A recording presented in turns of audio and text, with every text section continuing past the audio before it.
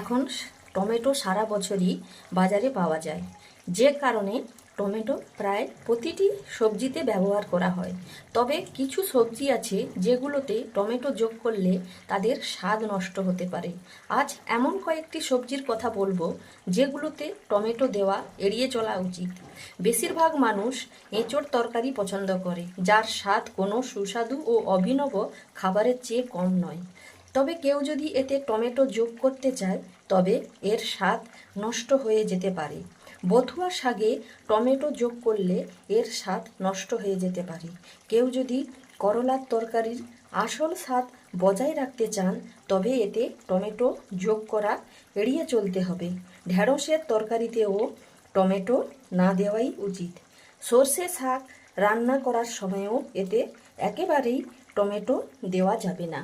এই রকমই টিপস পেতে আমার পাশে থাকবেন। ধন্যবাদ।